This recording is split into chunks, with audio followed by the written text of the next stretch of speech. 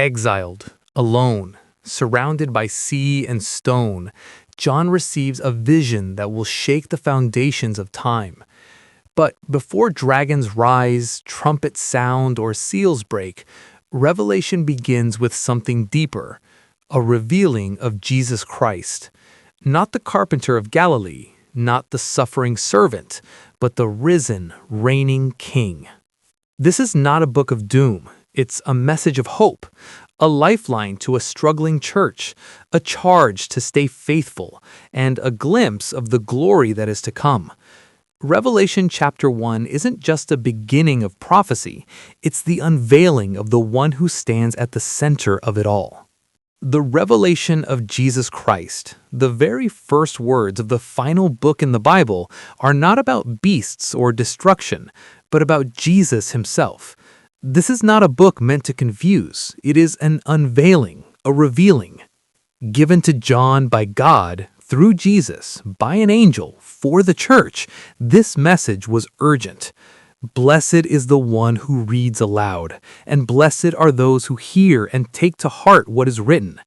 These opening lines tell us this is a book to be read, heard, and obeyed.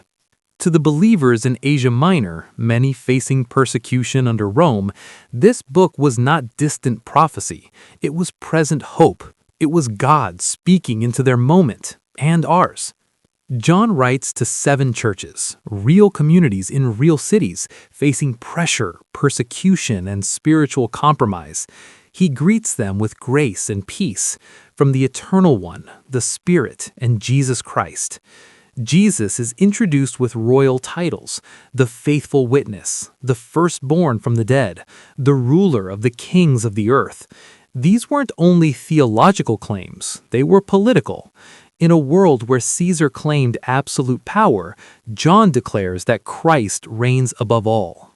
And then a doxology: to him who loves us and has freed us and made us to be a kingdom and priests. This is Exodus language. John is framing the church as a new covenant people, delivered and called to represent God. Look, he is coming with the clouds. Every eye will see him. These words blend Daniel and Zechariah, pointing to a glorious return, not hidden, but universally seen.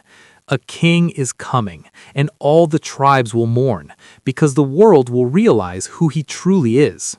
Exiled on Patmos for preaching Christ, John is not defeated. He is in the Spirit on the Lord's day, and what he sees changes everything. He hears a voice like a trumpet and turns to see the Son of Man, but not as John remembered him.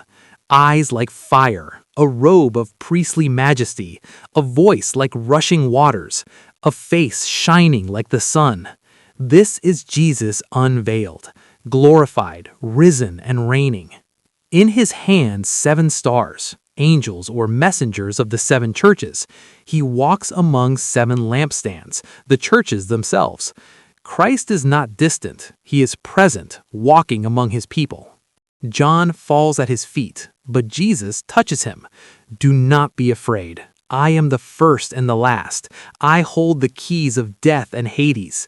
The message is clear. Christ has conquered. He holds all authority. And now John is commissioned. Write what you have seen, what is now, and what will take place later. The vision has begun. Before Revelation speaks of dragons and beasts, it begins with Jesus among his churches, calling them to faithfulness, shining his light in a dark world.